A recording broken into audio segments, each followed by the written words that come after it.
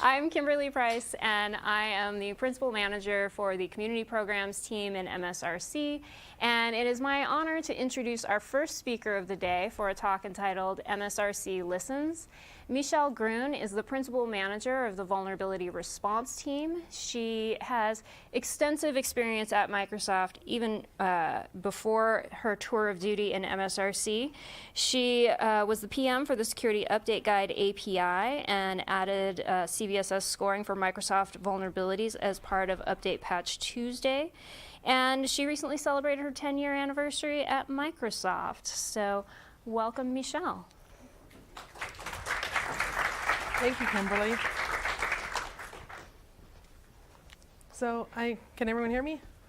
Excellent. So I need to start this off with a bit of a warning. So the following presentation is going to contain exploits, true stories, rampant honesty and integrity, combined with radical transparency, attempts to save the world. As such, it does contain some mature language, trigger content, and items which may cause discomfort, particularly to those of you in the audience who are in my team. You are welcome to leave now. Seriously, you've been warned. This is a bit of an eye chart, but I'm going to leave it up here for a few minutes for you to read it and take it in.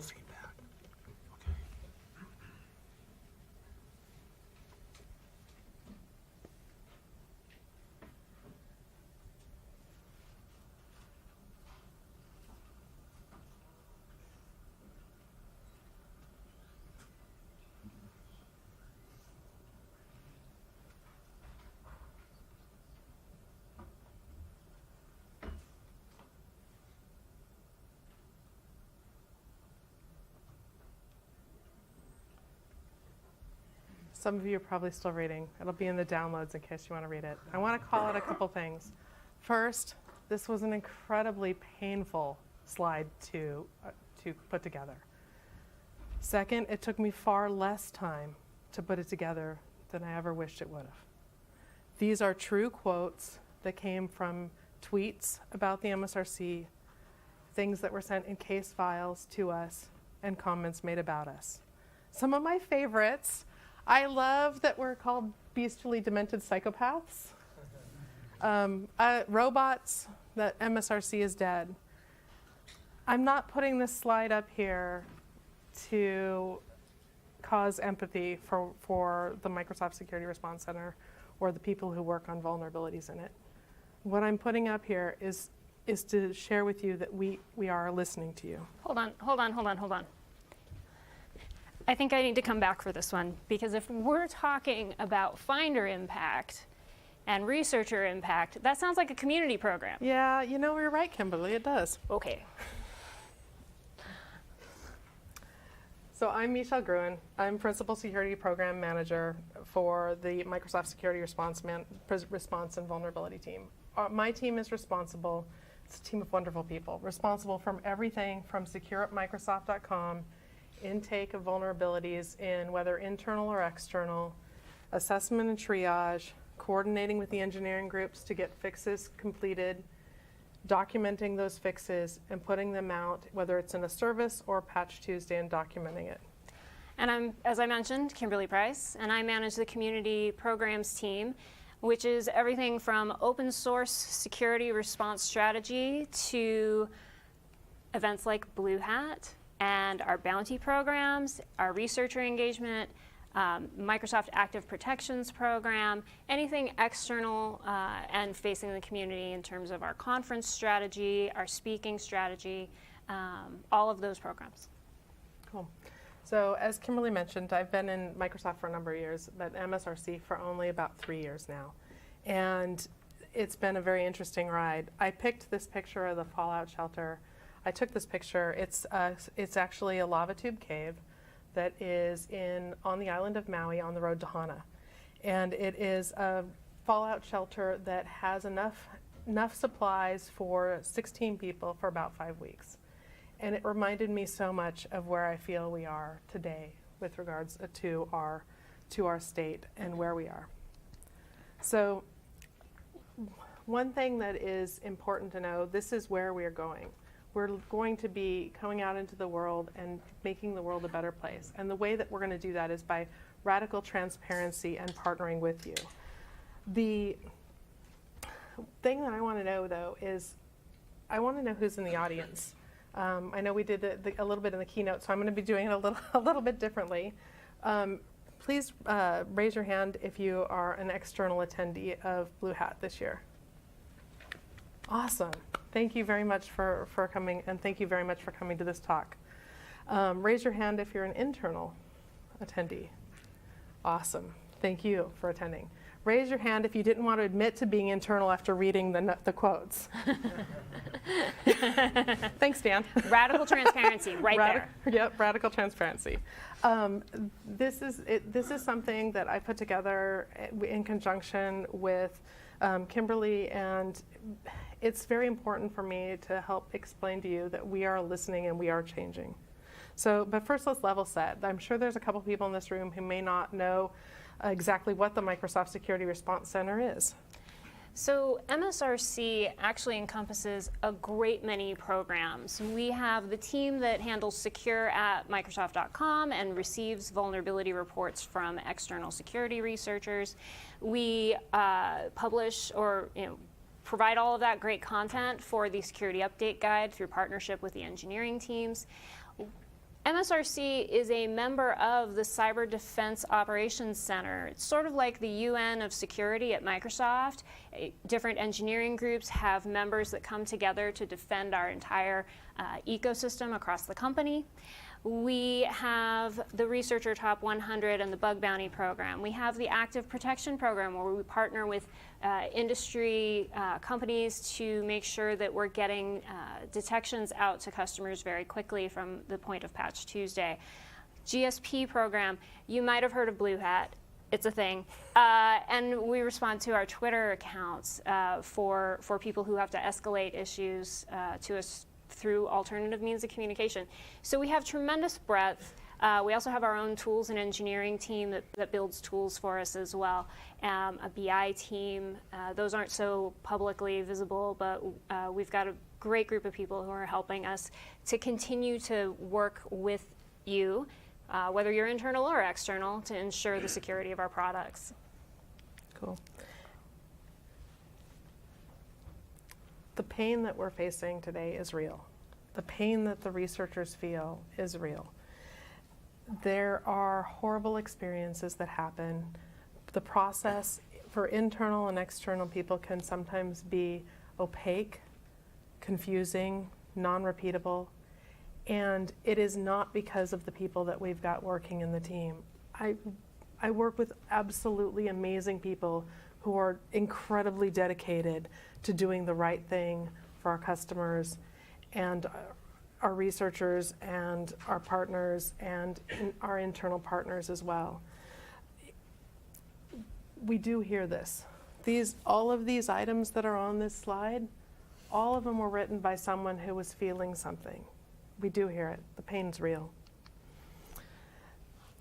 This slide is what this feels like to me, and this is what it reminds me of. This is a sea cave. It's a little further down from the lava tube cave that we showed before. It's also a lava tube, but it reminds me of where we are.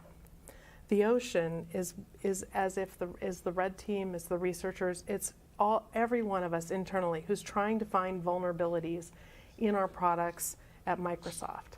Those of you who have, and I should say those of us, who found a vulnerability in a Microsoft product at one time or another, raise your hand, be proud. It's really hard to find something. And I hope that the experience that you had was a good one, but it may not have been, and we're here to make it better. The ocean goes through every single crack it can find to find vulnerabilities in the rock. That's what we want our researchers to do. That's what we want our internal red teams to do. That's what we want people to do, and then report them so that we can coordinate vulnerability disclosure together. Standing inside that cave, watching the ocean rush in at me, it reminded me of where the team is inside the blue team and inside MSRC. I had the great honor last year to be a co-captain for the Microsoft One Hunt event. for the blue team, and it was a great experience. But standing in that inside the cave where the ocean is continually coming up, that is what it feels like. I'm not telling you, again, not telling you this because I want you to feel empathy, but I think we need to account for the fact that things have changed, and they've changed incredibly fast. Thanks to MITRE, this is a chart of all of the CVEs that have been released by candidate and entry for the last several years. You can definitely tell that over the last 5 years, that trend has been going up greatly. It's gone up 9-fold since they started. It's gone up 5-fold in the last few years. In the last couple of years, they have changed a little bit about how they do CVEs. However, that doesn't change the landscape. We all know there are more products than ever before. There are more services than ever before. There's more landscape than ever before. But how does this impact, how does this look at inside Microsoft? This is the chart of MSRC cases over time. Each one of these cases represents something that we felt strongly enough that it could be a security vulnerability that we investigated and tried to repro. I purposefully left the vertical axis off because I wanted you to focus on the trend. The trend mirrors what we're seeing on a global scale. And most specifically, in the last 5 years, from 2013 to current, we have seen a dramatic increase in the number of cases coming in. And to be very transparent and very honest, because that is what this talks about, it's about radical transparency, the MSRC was not fully equipped to zig to that zag quite as fast as it happened.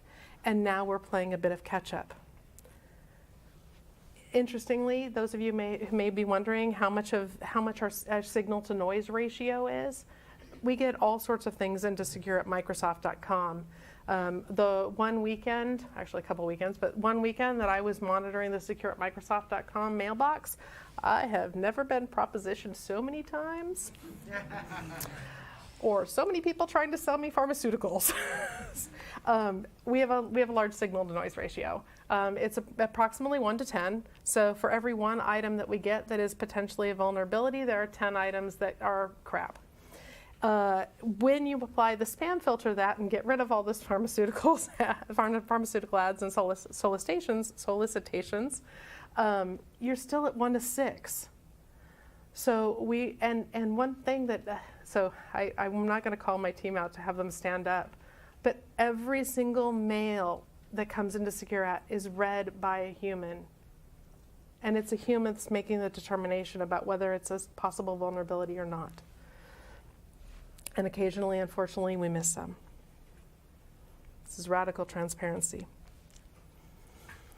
Another item that's happening that we are working to prepare ourselves better for is the complexity of the universe. This is what we release for normal security guidance. 1 article or advisory, 1 CVE, 2 KB articles, and usually 1 researcher acknowledgement. How many of you remember where you were on January 3rd this year? Sharon's in the audience. She should raise her hand. Jorge, definitely. That was when we released the guidance for the speculative execution side channel attacks for Meltdown and Spectre. It was 1 advisory, 3 CVEs, 16 blogs, 12 acts, 30 KB articles, all of those localized into 8 different languages. That was just January. We've had variants since then. The ecosystem is changing. Open source is changing. We have to be ready for the next iterations of Internet of Things, of quantum computing. And for those people who think that that's too soon to even start thinking about quantum computing, it is around the corner. And we want to be there, and we want to be listening to you as we move to it. I think our future is bright. This is where I think we are. This is sunrise at Haleakala. Again, I'm Maui, and I promise all the pictures aren't from Maui. I think we're learning something about where Mechele likes to take vacations. Yeah, places that are sunny and warm, and yeah, it's true. But if you Google, use Bing. If you Bing magical sunrise, you'll find that Haleakala comes up an insane number of times. It's something like 138,000. I mean, it's just insane. And it's about 10,000 feet above sea level. It goes another about 19,000 below sea level, which makes it taller than Kilimanjaro. And it's super cold up there if you go up for sunrise. Why this reminds me of where we are now is because this is the awakening. Adding Kimberly into the team in the MSRC, the work that my team has been doing, all of the people that we've been adding are building on all of the things that have happened before. And we believe the future is going to be bright. I think everyone everyone in the room knows what the definition of a vulnerability is. But what's interesting is we even have our arguments, passionate discussions about what a vulnerability is, even within the Microsoft Security Response Center.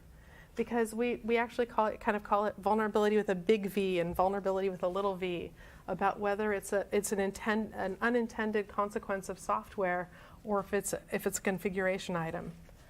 Point of the matter is, a vulnerability is a weakness that someone didn't mean to intend, and we need to fix it. And so we are being transparent about not only what our definition of vulnerability is, but also what our definition of our serviceability bar is.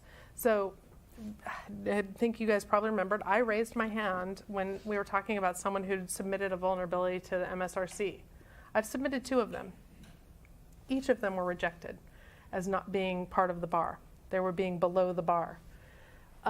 Interestingly, each were later fixed. One of them was covered on the keynote at Ignite last year as a new security feature for a product. I feel your pain. We need to be transparent about what our serviceability is. We recently published the Windows Serviceability bar. We are working with other engineering group partners to create their serviceability bars. So everyone knows when they're getting ready to submit something, if it is something that meets the bar. We need to be transparent. And as part of this radical transparency, this is our happy path. This is not what happens, but this is our happy path. An item is sent into SecureAt. That's great. We confirm, SecureAt, MSRC confirms that we received something, so there's a positive acknowledgement that goes back to the researcher. Then we confirm that we were able to successfully repro. The updates are sent on a fairly timely schedule when things happen or when things are needed. A fix is developed. A bounty is paid if it's bounty eligible. The fix is documented release, and we acknowledge the researcher who reported it. That is the happy path to coordinated vulnerability disclosure. Should we run and hide now? Yeah, that's it. Thanks. Yeah, okay, good. Where we are today is here. We are not hitting all of the things consistently that we need to do, and we realize that. And again, it's not for lack of wonderful people. We have incredibly wonderful people. We have a very hardworking team that creates tools for us, but we are in the middle of learning things, and it's a journey that we want to go on with you. So we do understand that the path to coordinated vulnerability disclosure is not where it needs to be in the future, and we're working on it. We're a little like this ship. No, Kimberly, not Hawaii. Sorry. We're a little like this ship, not exactly where we want to be, but we're near the ocean, and we're going to get there.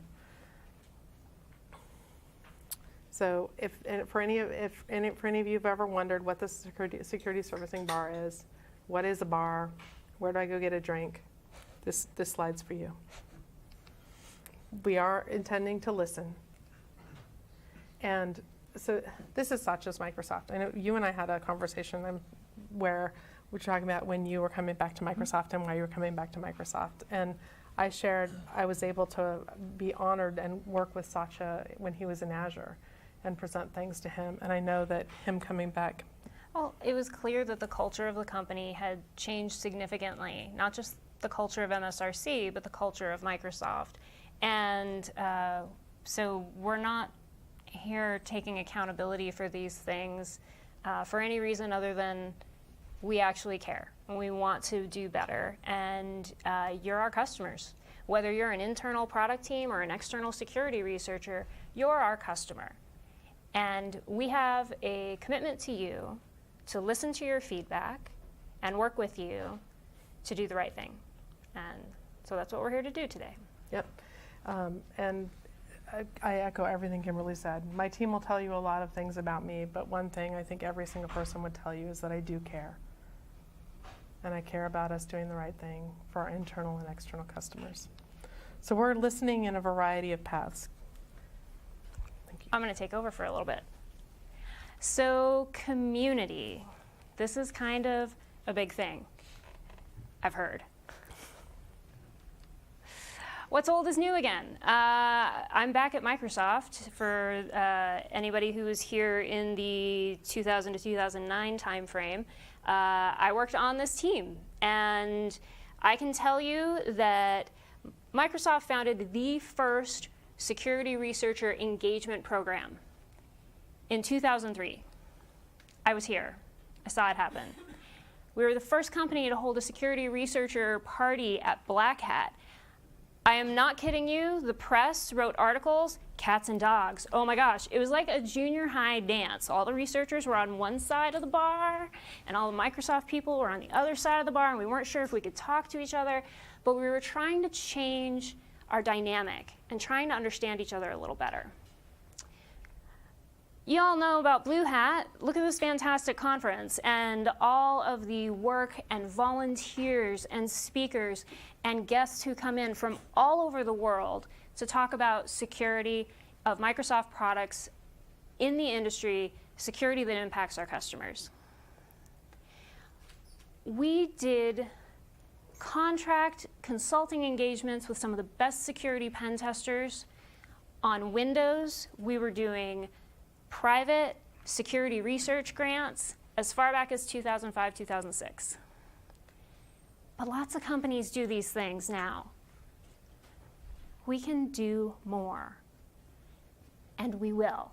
We are going to do more, and you are going to see more programs to help researchers who maybe are really high volume and moderate impact improve their impact of reports. We're going to do things that help the researchers that are spending a lot of time on really complicated, hard research get the tools they need to do that and have the necessary conversations with our engineers to understand what they're testing. We're going to do all sorts of cool things with the community, whether it's at conferences here in Redmond, at conferences in other countries, in other cities, in other states. We've got a lot of stuff planned, so we're going to do a lot. One of the things you might be familiar with is our top 100 researchers. We announce it every year at BlueHat, and we invited all 100 of them to BlueHat. We had 9 of them come. We gave them little green glowy LEDs because they deserve the highest of 5s. They are on our top 100 list, and we wanted them to be able to identify each other and hang out and realize that they're special. How special are they? How do you get on the top 100? It's a little complicated. We're gonna change that. We're gonna make it a little easier, a little more transparent, something that you can calculate based on your vulnerability reports to MSRC, and not wait for just before BlueHat to find out, did you make the list? Where on the list? I don't know. So we're going to work on that because we value you more than just right before BlueHat. We value you all the time. So we're going to make sure you know that. Another area that is something I'm working on and my team is working on is bounty. It has been a challenge lately. We're late on payments. We have a backlog of payments. I'm telling you that. It's not a surprise to any of the people who are waiting for their payments. And I could tell you all the reasons why it's really hard. Our payment processing is not made for micropayments. It's made for, we're going to pay BlueHat $50,000 or $100,000 for a conference sponsorship once a year. It's not made for paying someone $10,000 twice in a month. Like, it's kludgy. And you know what? That's not your problem. We're Microsoft. We're going to fix this. And so my number one priority right now across my entire team is getting caught up on bounty payouts. And the number 2 priority after that is making sure this doesn't happen again, that we don't get behind on payments. And then there's a bunch of other things around Bounty, like making the terms easier to understand and making it easier to find the programs, making scope simpler. We've already done some things to improve the adjudication of vulnerabilities internally that should speed things up, provide a consistency, but those are all behind the scenes, and you're going to see them in the future moving forward as we process things better. I don't think anyone is as excited about that as my team. Thank you. Yes, I know your team is very excited about this. We are very, very excited about this. So we are also working deeply with our internal partners who help us with our tooling. Thank you, Dressman. We are working to create a variety of things.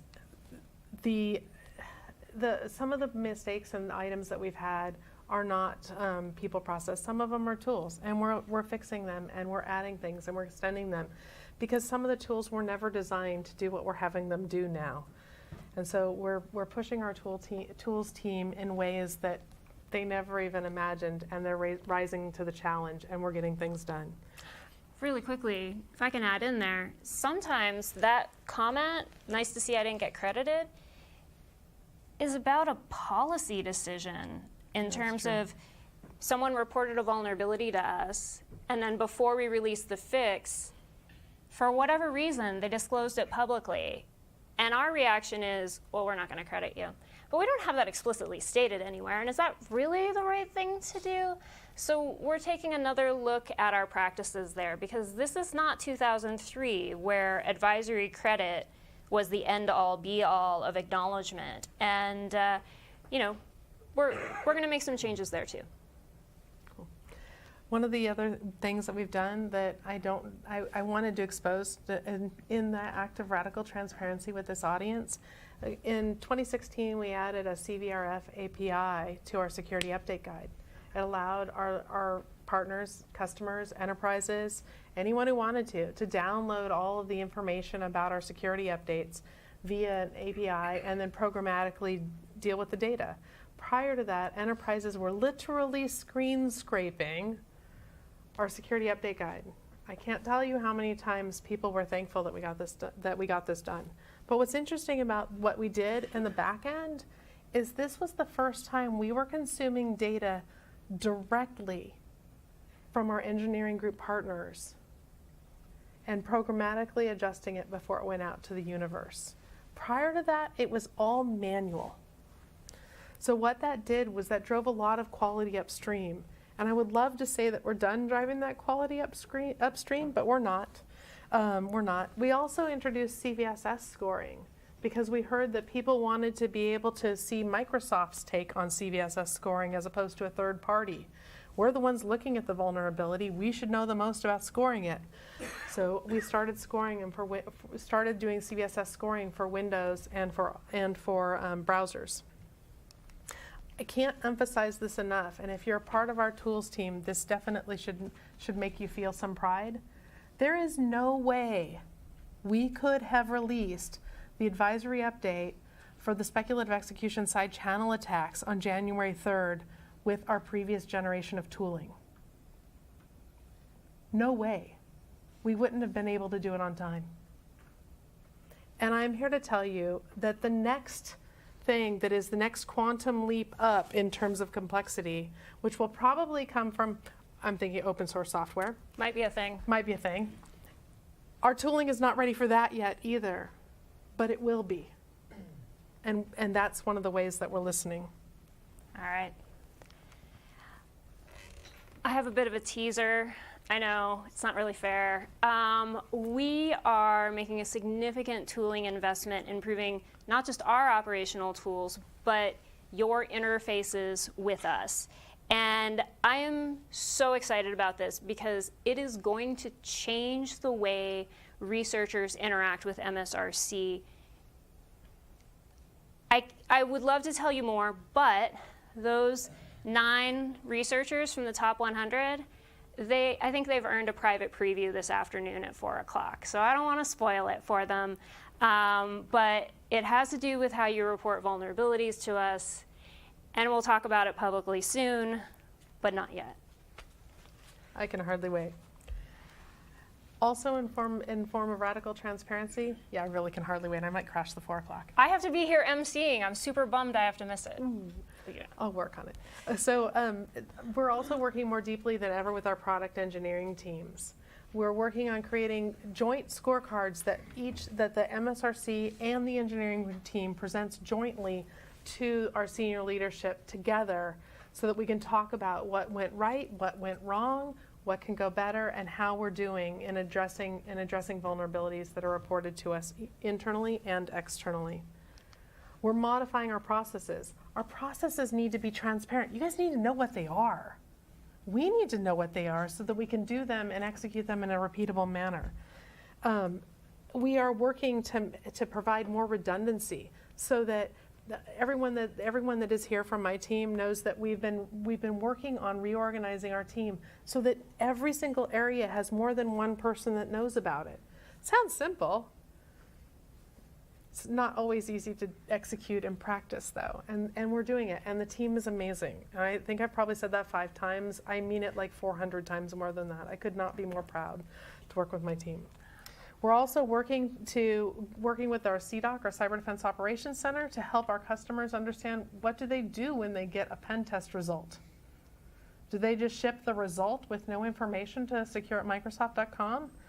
The answer, by the way, to that is no. But we're working on providing guidance that explains to them about making sure that there is an actual exploitability. Make sure there's information about what version of whatever it is that you're running.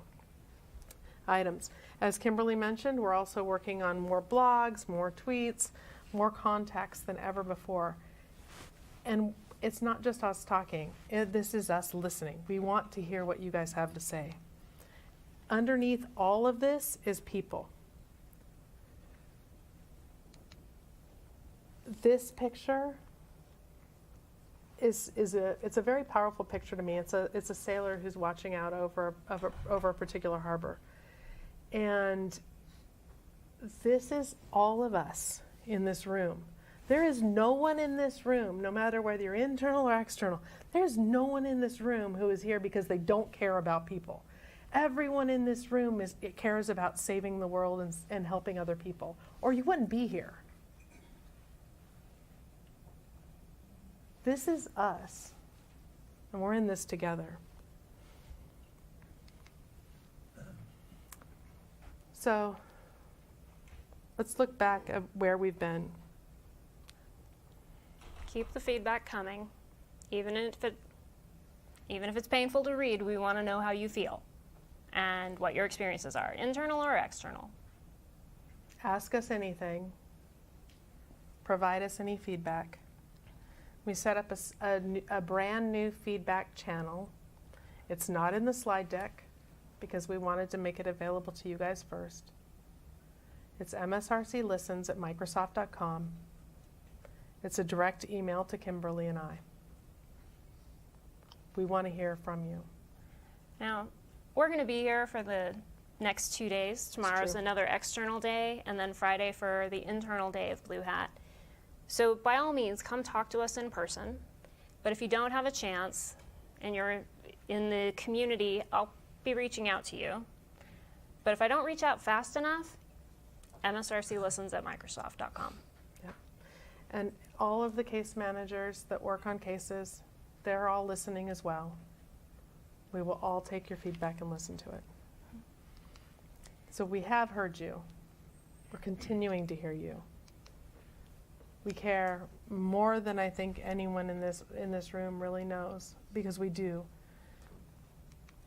And most importantly, we're changing. This is, for those of you who think that MSRC won't ever change, to get back to Chris's keynote from this morning about the cynical, it's same name, different people, it's going to be the same. This is not going to be the same. This is our promise to you. And we're going to be accountable. We may not take the stage at BlueHat next year, but a year from now, we're going to talk about what we've accomplished since this day. And you're going to hold us accountable for it.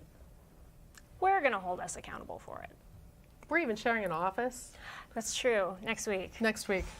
So we'll be able to hold each other accountable more personally. So let's remember where we've been and where we're going. This is the end of that sunrise at Haleakala. If you do get a chance to go, it really is beautiful. I don't know if it's particularly magical, but the clarity of the air is as clear and transparent as I want us to be.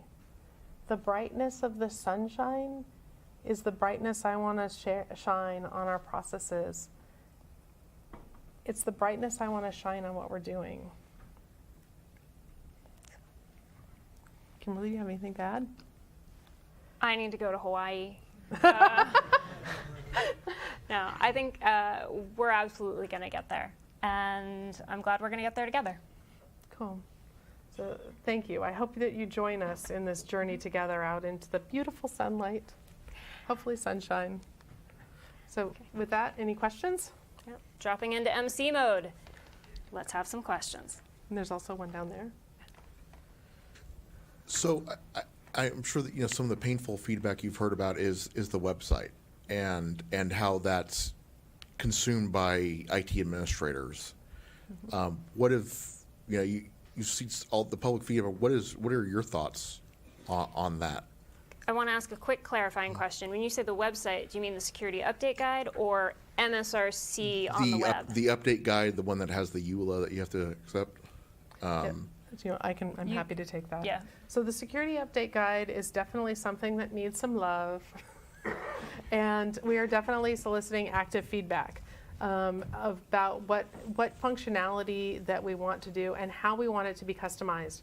One of the things I would love to hear more about is enterprises of different sizes and customers of different sizes, whether it's an individual or say a large aerospace manufacturer, have very different, or a community researcher, have very different needs from what they want from the security update guide. We're still in the process of gathering all of the proper user stories for the next iteration of the security update guide, because you are absolutely correct. It doesn't meet everyone's needs today. It's better than where it was in the past, but it is definitely not where it needs to be in the future. The reason I asked for the clarification is because we're also working on the website, our blogs, all of that content is going through a major redesign, as well as new content. It's all very static right now, which is great if you don't ever change anything, but that doesn't really happen in this industry. So that's also going through updates.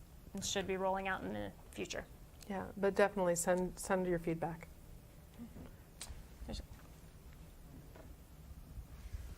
Hello. So I'm probably an odd person out here. I'm from sales, and I sell Microsoft 365 down in Southern California. And so I'd love an opportunity to speak with you about all the customer stories that are brought to me about the MSRC. Some are good, some are not so good. I would love to hear them. Yeah, one of the opportunities for improvement is, are you guys going to be increasing that level of transparency for email spam submission that you are doing for CVE and vulnerabilities? At the moment, it's a very opaque process. It doesn't instill the confidence of the closed loop story that we often bring to our customers as a key differentiator. That's a great question. I had never considered closing the loop on the pharmaceutical solicitations.